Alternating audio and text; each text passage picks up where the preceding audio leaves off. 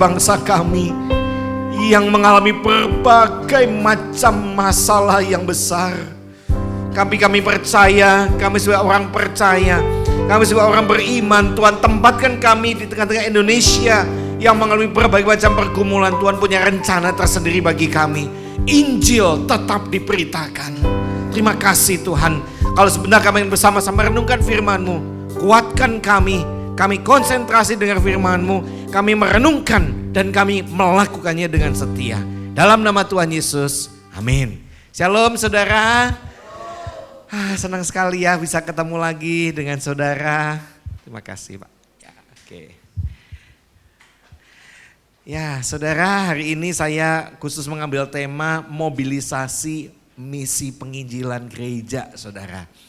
Saya terus merenungkan apa sih menjadi tema kita ya. Khususnya di tengah-tengah bangsa Indonesia yang sedang mengalami pergumulan yang tidak mudah ya. Seperti doa saya dan juga ini bukan satu kebetulan juga, nggak ada janjian lagu ini bagi bangsa ini kita berdiri, kita berdoa saudara. Selain untuk kita menjadi berkat, memberikan sumbangsih, tapi justru disitulah di tengah-tengah pergumulan adalah misi penginjilan diberitakan. Kita bersama-sama buka firman Tuhan dari Lukas pasal 4. Ayat 16 sampai dengan 30, tetapi saya akan membacakan ayat 16 sampai 20 saja saudara. Ya. Lukas pasal 4 ayat 16 sampai dengan yang ke-20. Demikian firman Tuhan. Yesus ditolak di Nazaret. Ia datang ke Nazaret tempat ia dibesarkan. Dan menurut kebiasaannya pada hari Sabat ia masuk ke rumah ibadat. Lalu berdiri hendak membaca dari Alkitab. Kepadanya diberikan kitab Nabi Yesaya, dan setelah dibukanya ia menemukan nats di mana ada tertulis, Roh Tuhan ada padaku, oleh sebab ia telah mengurapi aku untuk menyampaikan kabar baik kepada orang-orang miskin, dan ia telah mengutus aku. Ayat 19. Untuk memberitakan pembebasan kepada orang-orang tawanan dan penglihatan bagi orang-orang buta, untuk membebaskan orang-orang yang tertindas, untuk memberitakan tahun rahmat Tuhan telah datang. Kemudian ia menutup kitab itu, memberikannya kepada para pejabat, lalu duduk dan mata semua orang dalam rumah ibadat itu tertuju kepadanya. Dan selanjutnya Yesus mengajar saudara, meskipun Yesus akhirnya ditolak. Dan sekalian pada satu kali ininya ya saya mengalami satu masalah saudara, naik sepeda motor bannya bocor. Nah pernah ngalamin ini saudara, ban bocor rasanya gimana? Rasanya cemas, pasti tidak nyaman. Nah masalahnya begini, kalau saudara tahu, saya lupa tahun berapa tapi yang saya ingat adalah waktu itu Roxy masih belum ada flyover. Tahun berapa tuh ya? 2003-2004 udah agak lama saudara. Ya pokoknya Roxy belum ada flyover aja begitu ya. Dan itu kan dari arah Grogol, Jalan Setiakawan, rel kereta itu macet saudara. Nah saya kena macet di situ. Kena macet lalu ban bocor saudara. Saudara, dua masalah saya adalah pertama ban bocor. Yang kedua adalah masalahnya ban bocornya ban depan lagi. Jadi sambil nuntun mesin motor dinyalakan cari tambal ban. Kemudian ada tukang parkir di situ yang jual furniture kan banyak situ. Nah saya tanya, Pak tukang tambal ban di mana? Itu masih sekitar Roxy mas saudara. Bos, dipanggil bos saudara. Ya mata sipit gini dipanggil bos padahal ya bukan bos ya. Bos ada bos di Cideng, perempatan Cideng. Deket sih saudara, naik motor 1 menit nyampe. Masalahnya jalan kaki nuntun motor dan itu macet. Kaki sampai keriting. Waduh melelahkan ya. Perempatan Cideng. Nah tukang parkirnya bilang yang itu bos. Saya bukan promosi saudara ya. Depannya Dunkin. Dunkin masih ada kalau nggak salah sampai sekarang ya. Saudara bisa bayangkan jalan naik motor. Ya, jalan loh ya, nuntun motor sudah ban bocor. Kemudian sampai perempatan Cideng ya, itu Wahid Hasim Asari ya. Perempatan Cideng saya mau nyebrang. Nah, memang betul ada tukang tambal ban di situ.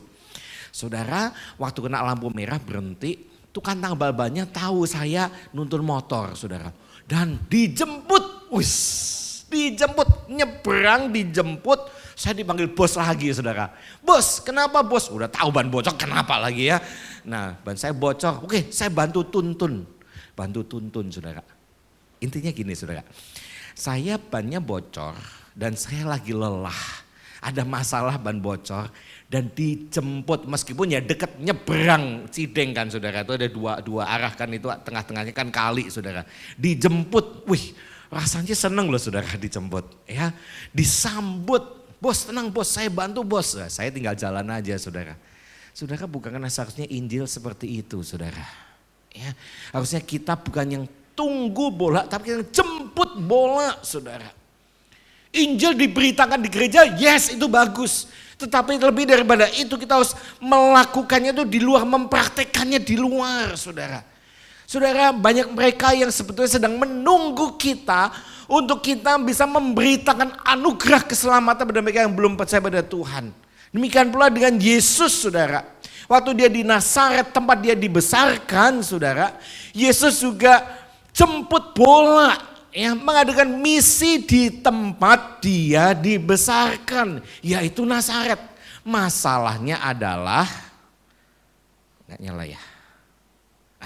Masalahnya adalah Yesus itu ditolak, ya.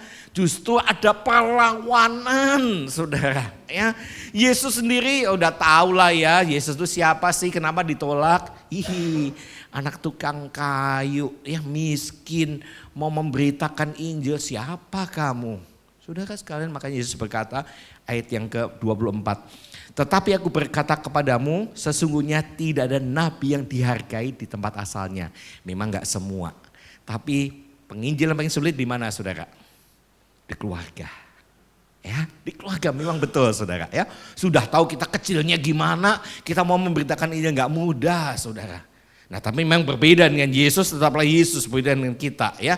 Nah saudara sekalian, di tengah-tengah di Yesus mengajar dan dia akan ditolak pengajarannya, misi penginjilannya itu, Yesus membacakan salah satu ayat di dalam perjanjian lama, Yesaya 6:1. Yesus menyampaikan sebuah misinya itu radikal. Saudara, kata radikal jangan salah ngerti ya. Oh, atau itu ajaran yang radikal. Radikal itu sebenarnya bagus loh saudara. Radikal itu artinya mengakar. Dari bahasa Latin namanya radix, ya R-A-D-I-C. Radik itu artinya mengakar saudara. Intinya. Jadi Yesus menyampaikan misinya itu betul-betul yang radikal, yang intinya saudara. Ayat 18 dan 19 saya bacakan kembali. Roh Tuhan ada padaku, oleh sebab ia telah mengurapi aku untuk menyampaikan kabar baik kepada orang-orang miskin, pada pembebasan orang miskin, dan ia telah mengutus aku untuk memberitakan pembebasan pada orang-orang tawanan dan penglihatan bagi orang-orang buta, untuk membebaskan orang tertindas dan untuk memberitakan tahun rahmat Tuhan telah datang. Nah saudara, ini itu ayat 18 dan 19. Kalau saudara nanti di rumah bisa baca ayat Yesaya 61 itu agak sedikit berbeda kutipan yang disampaikan Yesus dengan Yesaya 61. Bedanya begini saudara, ada beberapa kata yang tidak Yesus ucapkan. Bukan berarti dihapus dan tidak bermakna, tidak. Tetapi intinya begini, kalau di dalam Yesaya 61, ini saya kutip satu kalimat saja ya untuk menyingkat waktu. Untuk memberitakan pembebasan pada orang-orang tawanan, pada orang-orang yang terkurung, kelepasan dari penjara, mirip kan? Tetapi intinya Yesaya 61 itu memberitakan, ayo beritakan, beritakan, beritakan. Tetapi Lukas pasal 4 ini kata-kata Yesus untuk memberitakan pembebasan pada orang tawanan dan penglihatan pada orang buta, untuk membebaskan orang-orang yang tertindas. Jadi bedanya adalah kalau Lukas itu memberitakan, tetapi membebaskan. Yang membebaskan siapa? Yesus. Yesus dalam dunia ini yang kita peringati di hari Natal kelahirannya, dia nggak cuma memberitakan tapi dia membebaskan dari belenggu dosa, saudara. Nah inilah tugas kita bersama, nggak cuma memberitakan tetapi kita membebaskan mereka yang terbelenggu di dalam dosa, tentu dengan kuasa Tuhan. Yang menarik adalah di dalam, Yesuslah penggenapan dari nubuatannya Yesaya. Sekali lagi Yesaya bilang memberitakan nubuatannya itu tergenapi dalam Yesus, memberitakan tapi juga Yesus membebaskan. Nah saudara, yang menarik dalam ayat ini adalah yang saya highlight untuk menyampaikan kabar baik. Apa itu kabar baik saudara? Good news-nya itu apa? Injil, betul sekali saudara. Yang dimaksud di sini kalau dalam bahasa aslinya itu Injil saudara.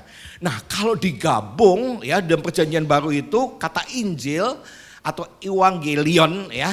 Itu dari kata benda, kata sifat, kata kerjanya itu dalam perjanjian baru dicatat sebanyak 133 kali. Kenapa saya catat ini di PPT? Angka 133 kali itu angka yang besar. Ya, berarti pengulangan Injil itu, pengulangan kabar baik itu diulang terus sebanyak 133 kali. Disebutkan 133 kali berarti artinya apa? Ini sebuah berita sukacita dari Allah. Sedikit info saja saudara, dalam dunia Romawi kuno ya, kata kabar baik atau Injil ini dipakai untuk mengumumkan kemenangan raja atau kelahiran seorang raja. Ada good news, ada Injil, anak raja melahirkan. Nah itu saudara. Namun lebih mendalam lagi dalam Alkitab, Injil itu berarti kabar baik tentang karya penyelamatan Allah melalui diri Yesus Kristus. Jadi saudara, Injil itu lebih dari sekedar berita menuju pada pribadi Yesus itu sendiri. Ya, tadi lagunya saya baru dengar lagu tadi. Ya, intinya kita nggak sia-sia ikut Yesus. Kita punya Yesus. Oh puji Tuhan, kita mendapatkan anugerah keselamatan. Ya, kita sudah mendengarkan Injil itu, ya kabar baik itu. Kita mengalami kabar baik itu, kita diselamatkan. Karena Yesus sendiri sumber Injil. Makanya Markus 1:1 mencatat inilah permulaan tentang Injil Yesus Kristus anak Allah. Jadi saudara, kita sudah mendapatkan Injil itu seharusnya lah kita bagikan kepada banyak orang saudara.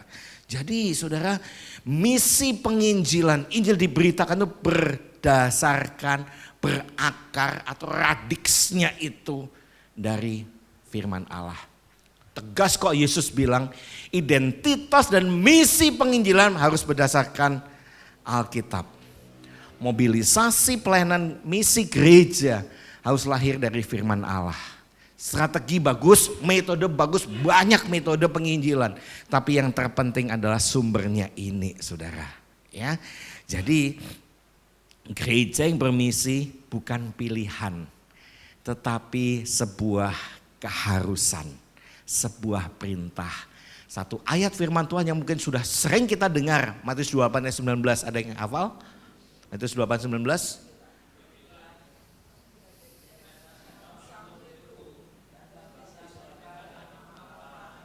Ada 3 perintah. Pergi, bukan pergi diusir. Pergi berarti apa? Ya, kita keluar ya memberitakan Injil ya. Lalu apa? Jadikanlah, bicara tentang pemuridan, discipleship. Lalu baptis, baptis siapa? Wah, apakah itu pendeta atau gembala yang baptis? Kata baptis di sini betul secara aturan gereja pendeta, tetapi kata baptis adalah kita membawa jiwa datang pada Tuhan. Pergi jadikan murid dan kamu bawa jiwa sama Tuhan. Setelah kamu bisa dimuridkan, ya, kamu bisa memuridkan dan kamu harus membaptis dalam arti bawa jiwa kepada Tuhan. Jadi bukan pilihan tapi sebuah perintah.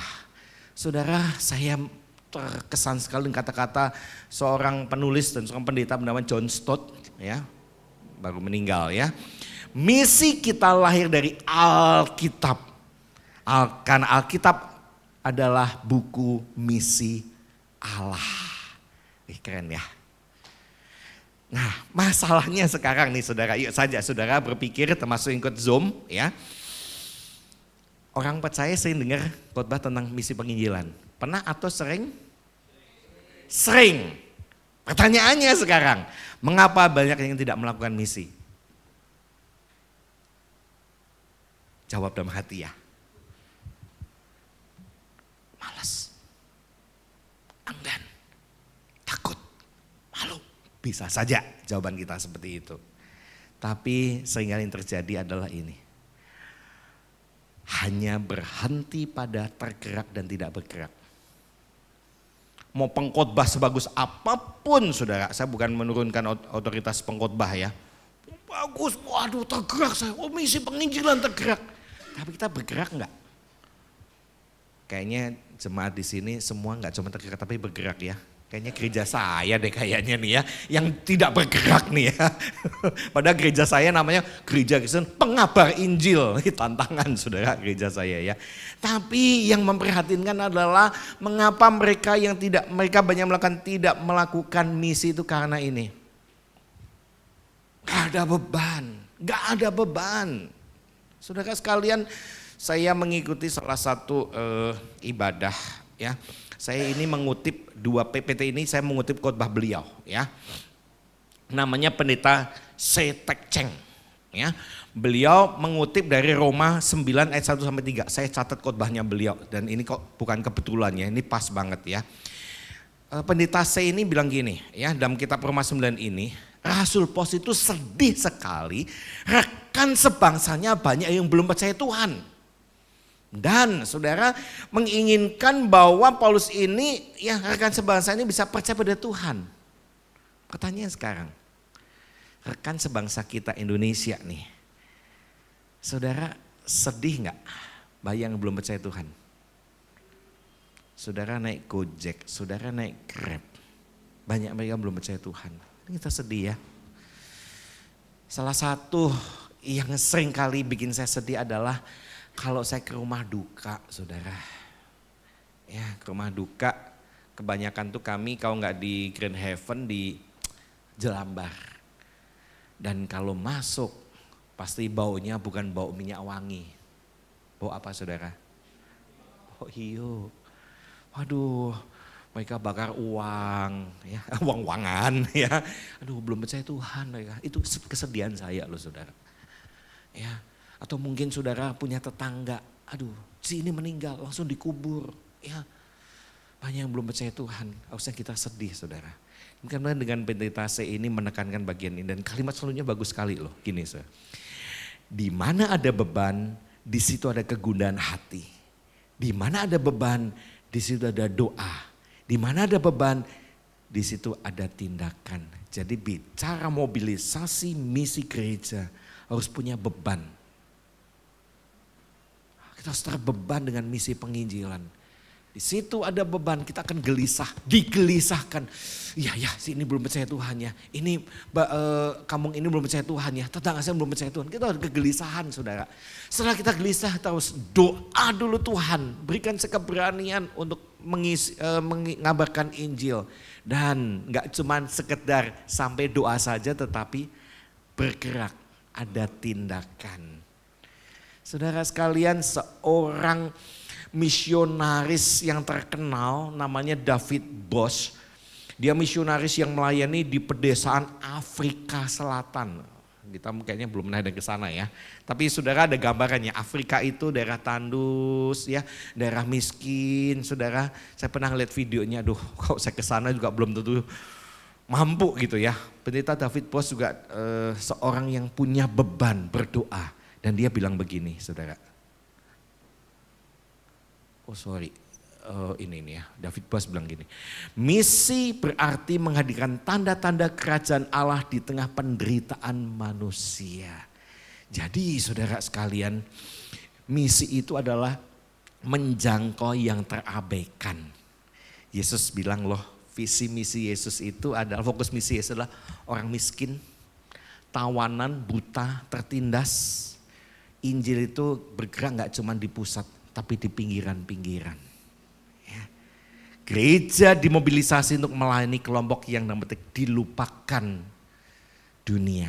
Dilupakan itu diabaikan, gak dianggap lah begitu. Saya gak tahu ini kita di sini sering mengadakan penginjilan gak? Ada, ayo kita semakin giat ya. Gak apa-apa, ini khotbah ini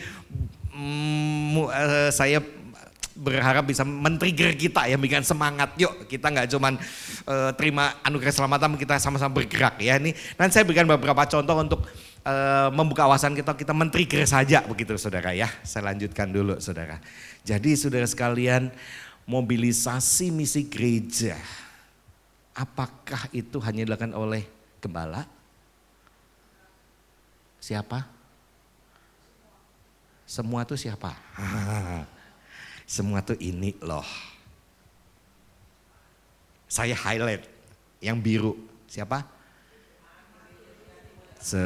Kurang 56 ya. 56 Jawa Timur di mana ya? Sorry. Ya maksud saya di sini saudara ya. Jemaat GPI Jatinegara Timur nomor 56. Wah lengkap deh ya. Kode posnya. Oh. Wah hebat ya. Poinnya begini saudara. Mobilisasi misi itu nggak cuma dilakukan oleh gembala aktivis. Saudara dan saya hadir di sini saudara. Saudara dan saya adalah misionaris lokal. Ya, kita punya karunia, profesi dipakai untuk misi ya. Ibu rumah tangga bisa ya. Itu belanja ke pasar, pasti kan ketemu orang yang belum percaya Tuhan. Saudara guru, dokter, pebisnis, pedagang ya. Saudara, kita itu bukan penonton loh. Akan memprihatinkan sekali kalau jemaat itu sebagai penonton. Ya udah lihat Pak Gembalanya penginjilan enggak, oh penginjilan bagus, enggak penginjilan dikritik. Ya, saya nggak ada pesan apa-apa loh saudara ya, nggak ada pesan sponsor apa-apa loh ya. Nggak saudara, kita semua kok. Namanya penonton itu biasanya apa? Pengkritik, betul ya saudara ya? Pengkritik saudara. Wah kalau film mainnya nggak bagus kita ngeritik. Contoh deh main bola deh, ya main sepak bola deh. Waduh pemain bolanya ini nggak banget ini, ganti. Emang enak saudara ya. Kita kalau udah di lapangan kita menjadi pemainnya, wah nggak gampang loh ya. Tapi namanya penonton saya mengkritik saudara. Jangan jadi penonton. Jemaat, mobilisasi misi gereja. Tetapi adalah pasukan Injil yang siap dimobilisasi. Amin saudara. Nah saudara sekalian, lalu apa yang kita lakukan ini ya. Sekarang praktisnya bagaimana? Praktisnya begini saudara. Yang paling efektif adalah penginjilan pribadi. Penginjilan pribadi ini macam-macam. Pertama adalah kesaksian hidup kita. Saya nggak usah pernah sampaikan ke saudara deh ya. Hidup kita itu seperti kitab yang terbuka yang dibaca semua orang. Tetangga saudara tahu nggak saudara Kristen? Tahu.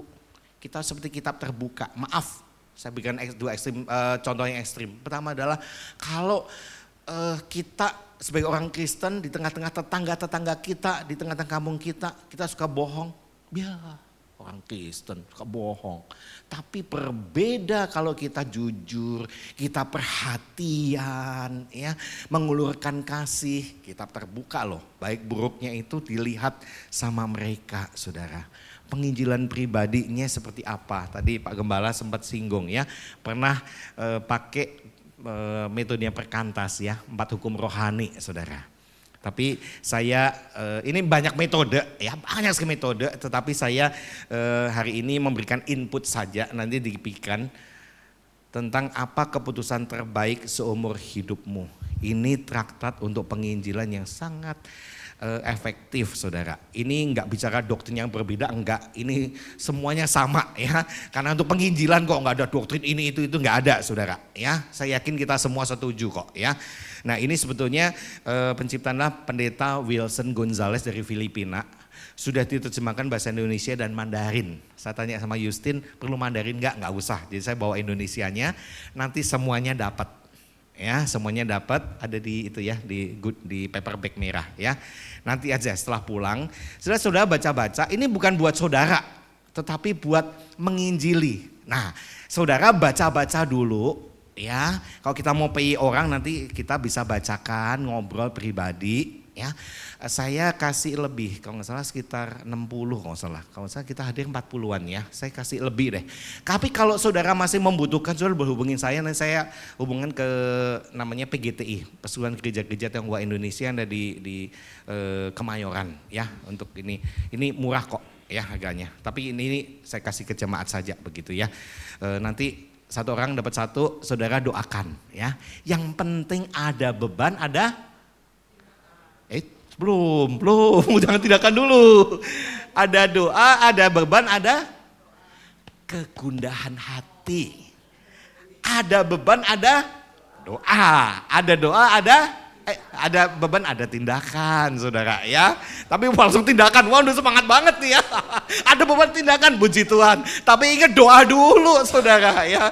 Oke, tapi thank you, responnya sangat baik ya. Nanti dibagikan ya. Nah, saudara, tapi juga ingat jaringan misi itu kita nggak bisa sendiri, saudara. Kita perlu ada networking mission. Saya nggak tahu apakah ada kerjasama dengan badan misi di sini.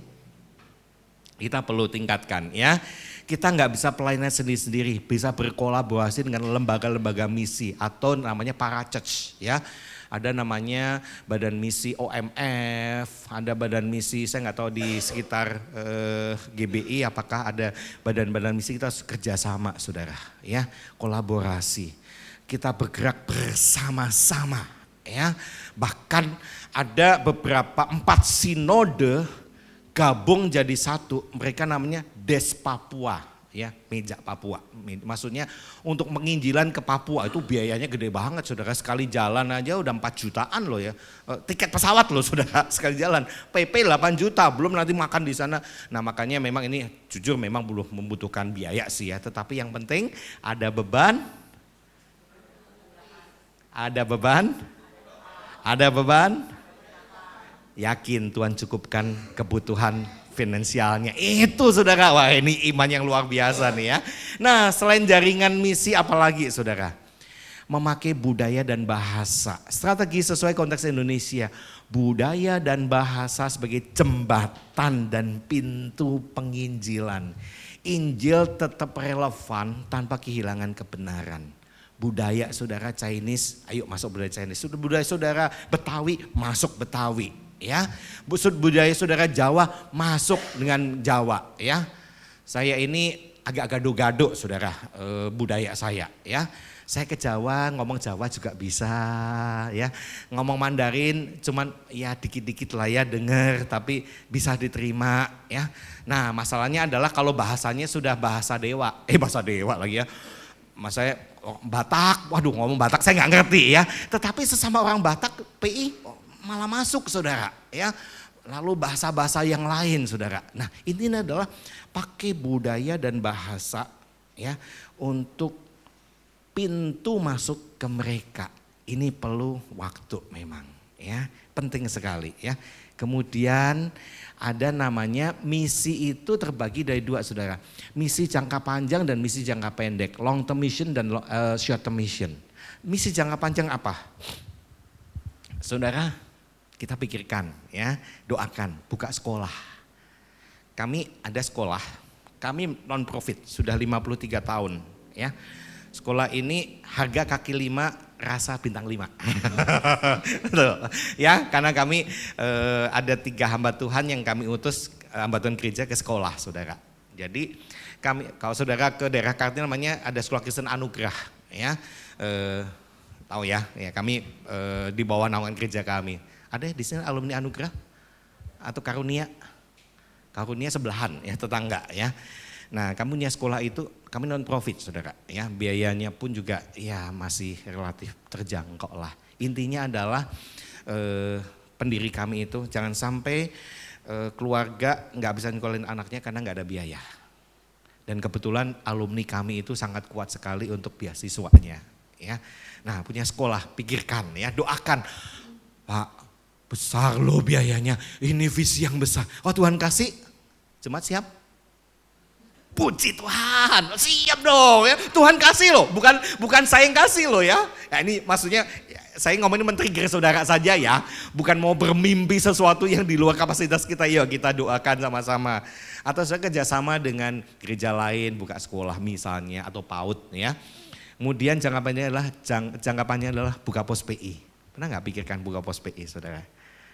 Ujung-ujungnya biaya lagi Pak. Lah iya biaya saudara. Tapi kan ini milik Tuhan. Tuhan bisa cukupkan, ini iman kita ya. Kemudian pengutusan misionaris. Saudara bisa kerjasama dengan badan misi. Ada misionaris yang butuh diutus. Misalnya ini cuma contoh ya. Badan misi OMF yang ada di Legend Suprapto, Cempaka Putih itu ada beberapa misionaris yang membutuhkan ya memang dukungan dana tentunya ya. Bisa saja nanti statusnya ini misionaris yang diutus oleh GBI Jatinegara Timur, diutus ke pedalaman Kalimantan misalnya. Nah kita bisa pengutusan misionaris saudara ya. Bisa juga penerjemahan Alkitab. Wah ini nggak gampang loh. Salah satunya adalah Yayasan Kartidaya. Pernah tahu dengar saudara? Yayasan Kartidaya ini penerjemahan Alkitab ke bahasa suku. Dan itu membutuhkan bertahun-tahun. Biasanya suami istri yang diutus ke pelosok. Lalu mereka belajar bahasanya seperti apa. Dari situ pelan-pelan diterjemahkan. Panjang loh saudara, itu bisa bertahun-tahun loh. Tapi ini yang misi ini nyampe loh saudara. Minimal ya Matius, Markus, Lukas ya. Injil Sinoptik. Lalu Amsal dan Mazmur. Enggak semua lo dari Kejadian Wahyu saudara ya, hanya beberapa kitab yang tentang misi penginjilan, tentang Injil itu Amsal ya, Mazmur itu butuh waktu ya. Misalnya bahasanya Yesus. Nah, Yesus bahasa ada di sini orang Batak di sini. Yesus bahasa Bataknya apa? Yesus juga. Kalau di Mandarin orang suku Chinese beda lagi loh. Kalau orang kek Yaso ya, Yaso, beda loh saudara. Nah itu maksud saya seperti itu saudara ya, membutuhkan namanya penginjilan kontekstualisasi ya. Wah ini kita bisa ngobrol panjang lebar sambil ngopi lah nanti kapan-kapan ya. Ya.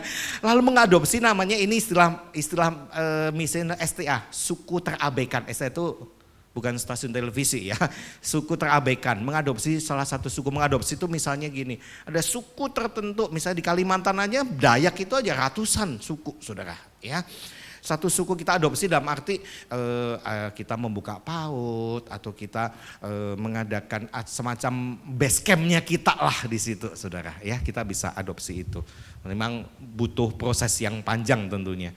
Kemudian pelayanan rumah sakit, bukan buka rumah sakit saudara ya, bukan. Pelayanan ke rumah sakit, kami ada di Husada ya. Cuman memang pelayanan rumah sakit ini nggak langsung PIK yang belum percaya Tuhan ya. Jadi kami kerjasama dengan Husada, setiap Sabtu kami pelayanan ke rumah sakit perkunjungan ke yang Kristen. Tapi ternyata memang banyak yang Kristennya itu Kristen KTP, Kristen tanpa pertobatan. Kalau hari ini meninggal yakin masuk surga, saya nggak yakin. Nah ini yang kita PI saudara seperti itu ya, selain mendoakan yang sakit tentunya. Nah kemudian gerakan doa misi, nah, ini kita bisa cepat lakukan ya, kita doakan misi ya.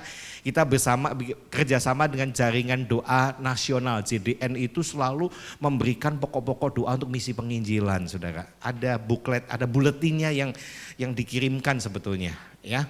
Kemudian ada namanya misi jangka pendek. Nah ini cuman istilahnya tabrak lari begitu ya.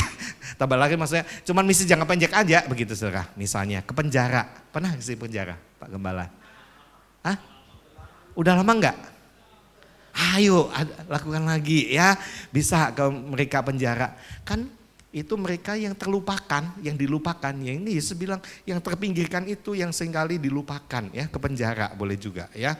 Asal saudara jangan jadi warganya ya, jangan ya. Canda ya saudara ya. Kemudian baksos, pengobatan gratis masyarakat, pasar murah. Biasanya dilakukan itu 3 minggu sebelum lebaran ya.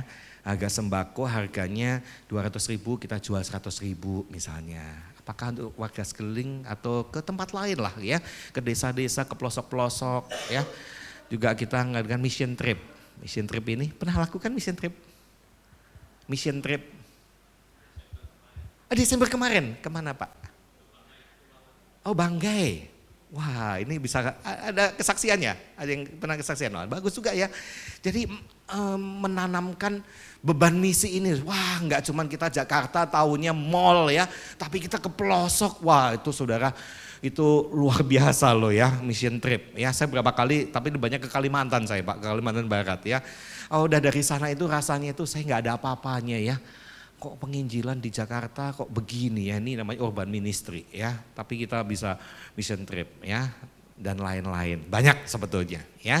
Nah saudara sekalian, yang penting adalah Injil yang hidup dalam kasih nyata. Ya, berarti kalau nggak salah dulu pernah ngelayani di mana yang di harapan kita itu Darmais rumah singgah ya. Meskipun kan saudara seiman kita ya, tapi kita bisa bukan juga ya. Wah ini terus lakukan saudara ya, terus lakukan misi penginjilan ini ya. Ini ya banyak ya bisa kita lakukan ya. Kalau mimpi saya juga banyak ya. Tapi kita yang penting doa dulu, minta hikmat Tuhan. Tuhan berikan kepada kami beban, minta pimpinan Tuhan di tempat mana yang tepat sasaran. Jadi enggak kita memborbardir semuanya tetapi minta hikmat Tuhan. Saudara sekalian, gereja bermisi karena firman Tuhan. Bukan sekedar program tapi ketaatan pada mandat Kristus menabur benih Injil. Benih Injil katanya pusat kekristenan itu di Eropa. Yes, di Eropa. Tapi itu sudah lama. Sekarang pusat kekristenan bukan lagi di Eropa, tetapi di Asia, saudara. Kenapa? Saya banyak mendengar di Eropa itu, di Amerika, pokoknya sekitar Eropa, gereja dijual. Sorry ya, yang Zoom mungkin gak denger ya, nanti tanya di sini ya. Soalnya ini agak sensitif. Gereja dijual jadi pabrik bir. Kenapa kok gereja dijual? Jemaatnya udah gak ada, kemana? Sebagian dari mereka meninggalkan imannya. Sekarang saudara, kekristenan bukan di Eropa, tapi di Asia. Yuk kita lihat video ini saudara. Soalnya sudah?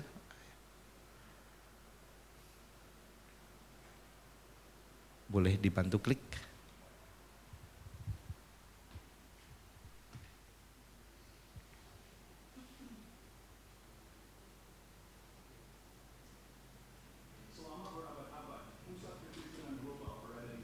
Bisa dibesarkan dikit soalnya.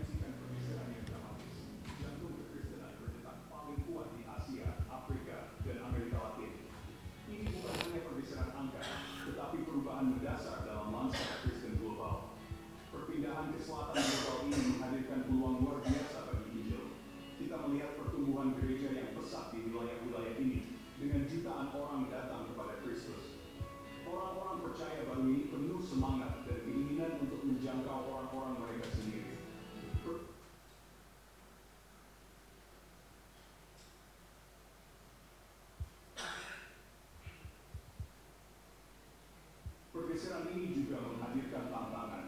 Gereja-gereja yang berkembang pesat ini membutuhkan sumber daya, pelatihan, dan dukungan. Kita sebagai gereja global harus siap menghadapi kesempatan ini dan mendampingi saudara-saudari kita. Ini adalah momen yang menentukan bagi kekristenan dan kita harus siap menjawab panggilan tersebut. Dimulai dengan hubungan pribadi yang kuat dengan Yesus Kristus. Yesus sendiri memerintahkan kita untuk pergi dan menjadikan semua bangsa muridnya. Ini bukan saran, tetapi perintah langsung dari Juru Selamat kita. Untuk memenuhi amanat agung ini, kita harus berakar di dalam Dia.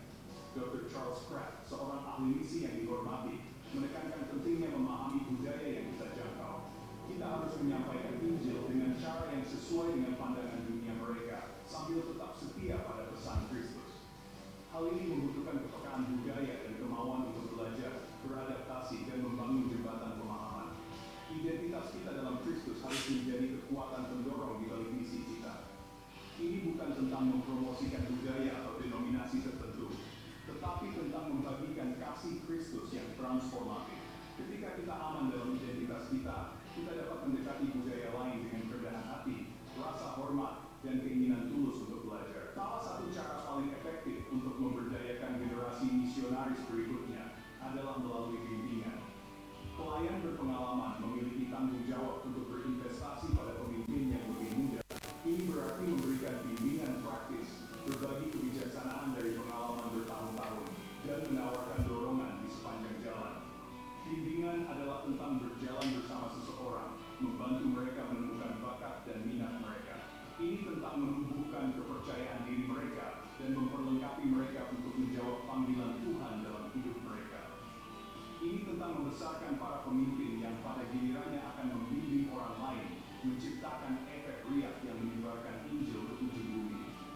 Jenis pemuridan yang disengaja ini sangat penting untuk masa depan misi. mencurahkan hidupnya untuk mereka, kita harus melakukan hal yang sama untuk generasi berikutnya. Masa depan gereja bergantung padanya. Model tradisional pengiriman misionaris dari negara kaya ke negara kurang mampu sedang berubah. Meskipun model ini efektif di masa lalu, kita melihat munculnya strategi baru, globalisasi. Pendekatan ini menekankan memperlengkapi dan memberdayakan pemimpin lokal dalam konteks budaya mereka sendiri. Salah satu contoh keberhasilan globalisasi adalah di Ghana. Gereja-gereja lokal yang dipenuhi orang-orang percaya yang bersemangat untuk membagikan iman mereka, menanam gereja, menjangkau komunitas mereka, dan mengubah bangsa mereka dari dalam ke luar. Mereka melakukan ini dengan sedikit dana dari luar, mengandalkan sumber daya lokal dan kecerdikan. Model ini bukan tentang memaksakan kekristenan barat, tetapi tentang memberdayakan orang percaya lokal untuk mengkontekstualisasikan Injil dalam budaya mereka sendiri. Ini tentang mengakui bahwa Tuhan telah secara unik memberi karunia dan memanggil orang-orang dari setiap suku, bahasa, dan bangsa. Ini tentang merayakan keindahan keragaman dalam tubuh Kristus dan bekerja sama untuk memenuhi amanat agung. Masa depan misi bersifat kolaboratif, peka budaya, dan didorong oleh pemahaman yang mendalam tentang konteks lokal. Ini tentang mendampingi saudara-saudari kita di seluruh dunia, bukan sebagai atasan, tetapi sebagai mitra, bekerja sama untuk melihat kerajaan Allah maju ke ujung bumi. Ya, saudara sekalian, boleh lanjut ya. Misi bukanlah kegiatan sampingan gereja loh, bukan sekedar program, ya, melainkan jantung dari identitas gereja itu sendiri. Itu perkataan seorang misionaris bernama Leslie Newbigin. Ya, misi bukan kegiatan sampingan gereja, melainkan jantung dari identitas gereja. Saudara ada jantung? Maaf, jantungnya stop? Berarti sudah dipanggil Tuhan. Kalau gereja jantung penginjilannya stop, berarti gereja itu mati secara rohani. Bagaimana supaya gereja itu hidup? Yuk sama-sama kita bergerak mengadakan penginjilan. Metode banyak, program bisa kita buat dengan bagus, tapi yang terpenting dengan adanya beban, kita gelisah, kita doa minta pimpinan Tuhan. Tuhan mau dibawa kemana misi penginjilan ini? Mau ke tempat mana Tuhan tunjukkan pada saya. Saya yakin saudara, Tuhan sudah pimpin gereja ini sekian tahun. Tuhan punya rencana. Gak cuman kita memikirkan masalah kita, jalan keluar dari masalah kita. Masalah tetap ada, tapi ingatlah misi penginjilan bukan pilihan, tetapi perintah Kristus. Amin. Kita berdoa. Minta Pak Gembala boleh berdoa untuk firman Tuhan.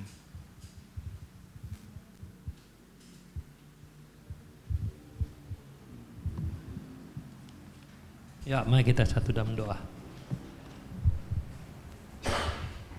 Ya Tuhan Yesus, Allah Bapa di surga, terima kasih Tuhan buat siang hari yang indah ini Tuhan. Kami boleh belajar mengenai hati-Mu Tuhan, hati yang Tuhan yang harus kami bisa masuk dalam hati-Mu Tuhan. Berikan hati yang sama seperti hati-Mu Tuhan kepada hati setiap kami siang ini Tuhan.